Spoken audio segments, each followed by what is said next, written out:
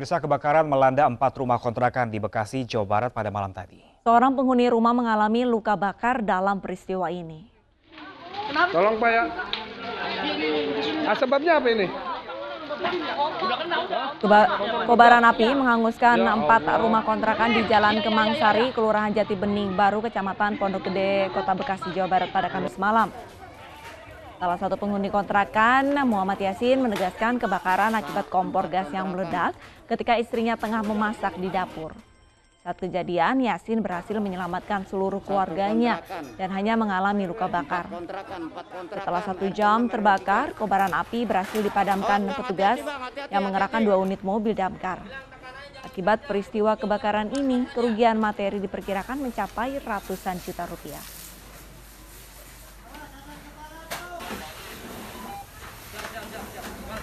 Kompor itu meledak.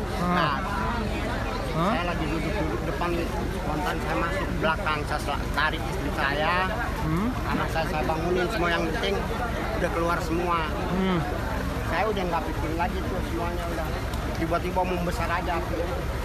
Dengan saya tolong, akhirnya saya teriak minta tolong bakar. Alhamdulillah dari pihak warga ada salah satu, saya juga nggak tahu yang mana yang nelpon. Diduga disebabkan korsleting listrik, sebuah pengisian bahan bakar minyak Pertamini terbakar. Akibat kebakaran ini kerugian mencapai puluhan juta rupiah. Kebakaran pengisian bahan bakar minyak mini ini terjadi di Banjar Loteken, Desa Keramas, Lah Batu, Gianyar, Bali pada Kamis sore. Api pertama kali muncul dari mesin dispenser BBM hingga membesar dan menghanguskan sejumlah barang yang ada di dalam bangunan. Diduga percikan api muncul akibat korsleting listrik. Warga dibantu petugas pemadam kebakaran mengerahkan 2 unit pemadam kebakaran ke lokasi. Api pun berhasil dipadamkan pukul 19 waktu Indonesia bagian tengah.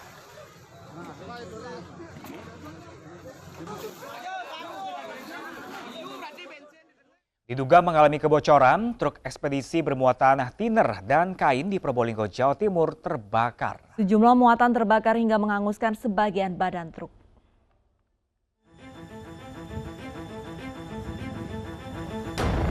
Sebuah truk ekspedisi bermuatan kain dan thinner di jalur Pantura di Kecamatan Keraksan, Probolinggo, Kamis sore terbakar.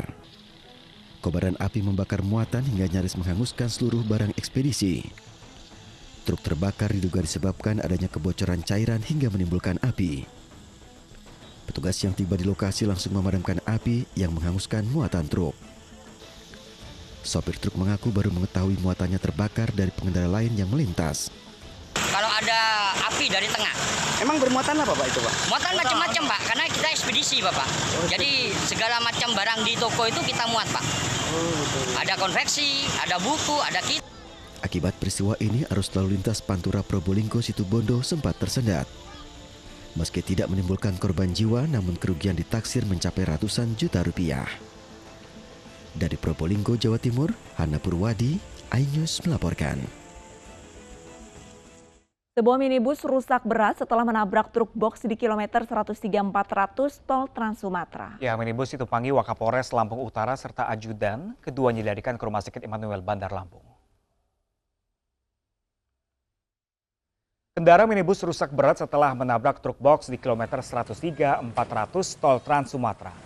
Kendaraan minibus yang ditumpangi Wakapolres Lampung Utara dan ajudannya ini tidak dapat menghindar dan menabrak truk box yang pindah jalur ke jalur cepat tanpa menyalakan lampu sein. Kemudian keduanya dilarikan ke Rumah Sakit Immanuel Bandar Lampung untuk mendapatkan pertolongan medis.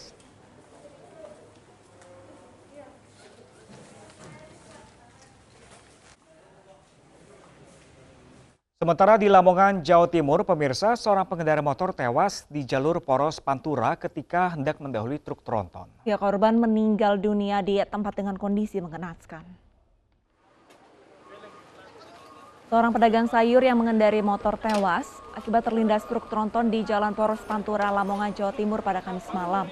Korban bernama Andik Haryanto, warga Kecamatan Pucuk, Lamongan, diduga hendak mendahului sebuah truk tronton.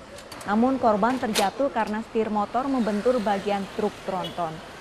Korban tewas di lokasi kejadian dengan kondisi mengenaskan dan langsung dievakuasi ke Rumah Sakit Muhammadiyah Lamongan. Arus lalu lintas sempat macet saat proses evakuasi korban. Ada truk tronton yang sedang berjalan di lajur kiri. Bersamaan itu ada sepeda motor yang mendahului dari lajur kanan. Tiba-tiba terjadi serempetan, sepeda motor itu jatuh ke kiri di roda kanan truk tronton tersebut hingga korban tersebut terlindas. Seperti itu. Diduga rem motor tidak berfungsi, seorang pelajar tewas terjun ke sungai di Tanah Toraja, Sulawesi Selatan. Evakuasi korban dan sepeda motornya pun berlangsung dramatis.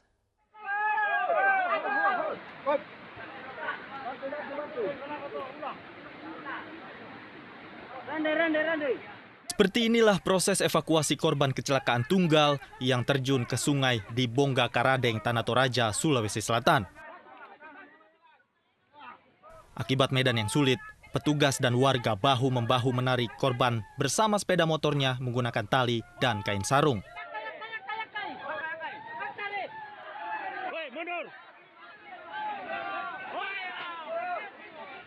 Korban yang masih berusia 15 tahun ini mengalami kecelakaan tunggal di Poros Bongga Karadeng Rano akibat rem motor yang dikendarainya blong. Dan babinsa setempat dan masyarakat setempat mengevakuasi korban dari sungai naik ke jalan dengan menggunakan tali, Pak. Usai dievakuasi, motor milik korban diamankan oleh petugas untuk diselidiki. Sementara jenazah korban disemayamkan di rumah duka sebelum dimakamkan oleh pihak keluarga. Dari Tanah Toraja, Sulawesi Selatan, Jufri Tonapa, iNews melaporkan. Pemirsa, Indonesia Corruption Watch atau ICW melaporkan Ketua KPK Firly Bahuri ke Baris Krim Polri atas dugaan penerimaan gratifikasi sewa helikopter mewah pada kunjungan kerja ke Sumatera Selatan. Firly diduga menerima gratifikasi sebesar 141 juta rupiah. Tim Divisi Investigasi Indonesia Corruption Watch Kamis siang melaporkan Ketua KPK Firly Bahuri ke Direktorat Tindak Pidana Korupsi Baris Krim Polri atas dugaan penerimaan gratifikasi. ICW menduga Firly menerima gratifikasi sebesar 141 juta rupiah dalam bentuk potongan harga sewa helikopter mewah. Sebelumnya dalam sidang kode etik yang digelar Dewan Pengawas KPK, Firly menyebut harga penyewaan helikopter yakni sebesar 7 juta rupiah tidak termasuk pajak. Namun dari hasil investigasi ICW, harga penyewaan helikopter yang digunakan Firly diketahui sebesar $2.750 Amerika Serikat atau setara dengan 39,1 juta rupiah per jamnya.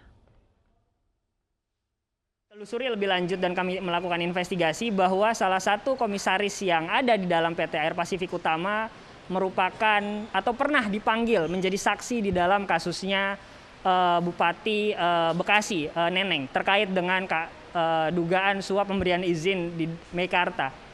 Dalam konteks tersebut kami menganggap bahwa dan mengidentifikasi bahwa apa yang telah dilakukan oleh Firly Bahuri terkait dengan dugaan penerima gratifikasi ini telah masuk di dalam unsur-unsur pasal 12B huruf besar Undang-Undang 31 tahun 99 Jungto Undang-Undang nomor 20 tahun 2001.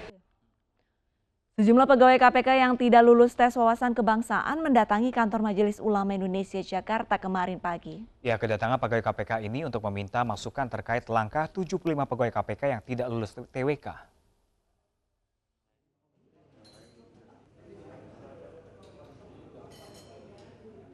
Audiensi KPK dengan Majelis Ulama Indonesia membahas dugaan pelanggaran tes wawasan kebangsaan dalam alih status pegawai KPK menjadi aparatur sipil negara.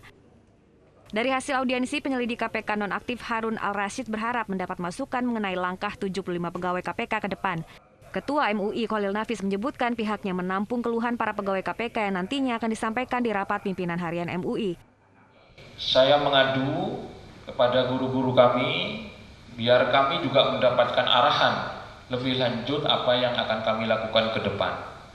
Tentu hak-hak konstitusional kami akan kami terus lakukan. Memutuskan sikap atau langkah apa, tapi yang ingin disampaikan oleh MUI tentu adalah kemaslahatan untuk bangsa dan negara, untuk tersebarnya keadilan di Republik Indonesia ini. Berkenaan dengan nanti caranya MUI itu bisa terang-terangan seperti statement, bisa saja dengan cara menasehati yang tidak diketahui oleh orang lain. Yang penting sama-sama kita mencapai pada tujuan yang baik.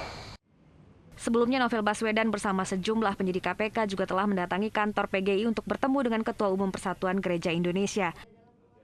Ketua Umum PGI mengajak seluruh masyarakat khususnya umat Kristen agar tidak mudah diprovokasi dengan adanya isu-isu Taliban dan radikalisme di tubuh KPK. Selain MUI dan PGI, pegawai nonaktif KPK telah melaporkan kasus mereka ke Komnas HAM dan juga Ombudsman. Dari Jakarta, tim Liputan iNews melaporkan. Nekat mendekati Pengadilan Negeri Jakarta Timur, simpatisan Rizik Syihab diperiksa polisi. Pemeriksaan guna mencegah terjadinya kerumunan. Jadi, minta maaf ya. Minta maaf. Kemarin saya duduk. Inilah salah satu simpatisan Rizik Syihab yang diperiksa karena berlalu lalang di depan Pengadilan Negeri Jakarta Timur saat sidang tuntutan atas kasus suap rumah sakit UMI berlangsung. Pemeriksaan simpatisan Rizik ini digelar untuk mencegah kerumunan. Meski tidak ditemukan senjata tajam dalam kendaraan, polisi membawa simpatisan Rizik ke sebuah pos untuk mendalami motif mereka. Ada 5 simpatisan di dalam mobil yang terdiri dari 4 laki-laki dan 1 perempuan. Diketahui sidang pembacaan tuntutan Rizik digelar offline atau tatap muka. Ada 3 ring penjagaan, mulai dari dalam ruang sidang, area luar, hingga tim pengaman yang keliling wilayah Pengadilan Jakarta Timur. Dari Jakarta, Rio Manik, iNews melaporkan. Pemirsa, Rizik Syihab dituntut 6 tahun penjara dalam kasus swab tes di RS UMI Bogor. Menurut jaksa, Rizik dianggap tidak mendukung upaya pemerintah memerangi COVID-19.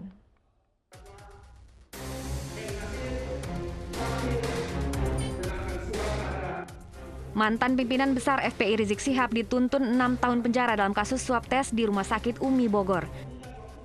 Rizik dan menantunya sebelumnya didakwa menyiarkan berita bohong soal hasil tes usap di Rumah Sakit UMI. Tuntutan dibacakan jaksa di Pengadilan Negeri Jakarta Timur pada Kamis siang. Hal yang memberatkan Rizik karena pernah dihukum 2 kali pada tahun 2003 dan 2008, serta dianggap tidak mendukung upaya pemerintah dalam menanggulangi COVID-19. Selain itu, Rizik juga dinilai tidak sopan dalam persidangan. Penerapan pasal-pasal mengenai kebohongan ini tidak lepas dari unsur politik. Hampir semua Ratna Sarumpait, kemudian Kemanusiaan Ganda. Tidak pernah ada sejak zaman Orde Lama sampai sekarang, itu pasal itu dipakai nggak pernah ada. Baru ini dipakai beberapa kali seperti itu. Dan kita stressing bahwa kita fokus saja ini masalah hukum bukan masalah politik seperti itu. Dalam kasus ini, menantu Rizik Muhammad Hanif Alatas dan Direktur Utama Rumah Sakit UMI Dr. Andi Tatat dituntut 2 tahun penjara. Hanif Alatas dan Dr. Andi Tatat dinilai ikut menghambat proses pelacakan rantai penularan COVID-19. Tim Liputan iNews melaporkan.